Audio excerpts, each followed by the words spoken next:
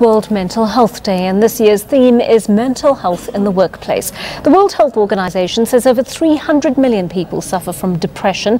We're joined in studio by a psychiatrist and board member at the South African Depression and Anxiety Group, Dr. Jan Chabalala. Dr. Chabalala, thank you so much for coming in to talk to us today. Good to have you with us.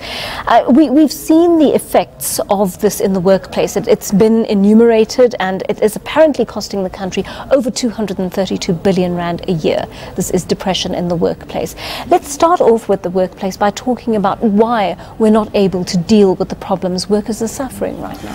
I think one of the things, Jane, is that any kind of mental illness is stigmatized. And so because it's stigmatized, people are afraid to come forward and say, I'm suffering from depression, or this job makes me anxious. So people just keep quiet and keep to themselves. And a consequence to that is substance abuse. And you see a worker coming in late, or they don't report to work on Monday, and you think it's because maybe they are irresponsible.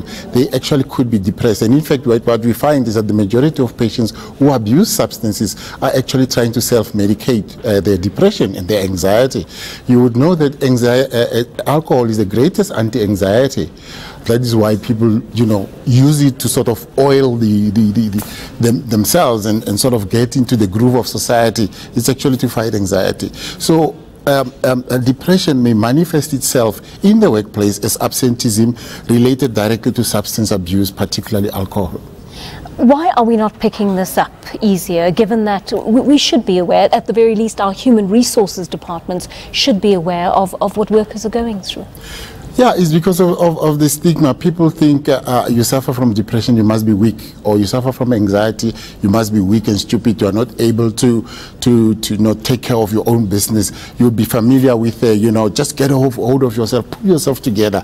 And depression, we're talking serious stuff here. We're talking not just ordinary sadness, but sadness that is pervasive, lasts over 2 weeks, and completely paralyzes you from following your normal day-to-day activities. And you're afraid to tell your friends, because they'll tell you, oh, you're depressed because your wife left you. Come on, pull yourself together. And I think this is what inhibits people, and let alone your supervisor or your boss, because then you worry about issues of trust in the future. People tell us that I'm scared to reveal what's wrong with me because my boss might not trust me. They may not give me a more challenging job because they would have labeled me as weak and depressed or weak and anxious. And so that's what we find in the majority of cases. Dr. Chabalala, do you find that depression and other mental disorders are becoming more widespread in the current society in which we live? Jan, it's not being widespread. I think it's more the ability, our ability to detect them, and the willingness of people to come forward. And as we're talking now, you and I'm sure somebody is going through an aha experience, I think the media plays an important role, and we have campaigns as SADAG. We talk to people about mental illness. It's not getting any larger, but we are recognizing it better, and more people are moving forward. And in fact, one of the shocking issues is that antidepressants are the world's best-selling medications. With about 250 billion prescriptions in the United States per year. We don't have statistics for our country, but I think we can get them. Antidepressants are a bestseller. Why? Because more and more people are coming forward. And in fact, WHO says in 2020, depression will be the second highest cause of illness after heart disease. Now, we've overtaken everything else, and it's said that people today have to sit with depression, which is such a common illness, and which is an illness that can be treated. And I want to emphasize, depression can be treated. I want to ask you about the treatment for it, because one has the impression that doctors rush out to use antidepressants on patients. Is there a balance between natural remedies and this kind of antidepressive medication that can be brought into balance? It depends on the severity of the depression. There are people with mild to moderate depression that can do basically with psychological therapy.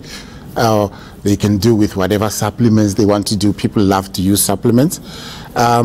But there is a degree of depression which is more severe, where people start having suicidal thoughts. Now, you can't take that to supplements. You can't just walk into Discam and say, I want this and this.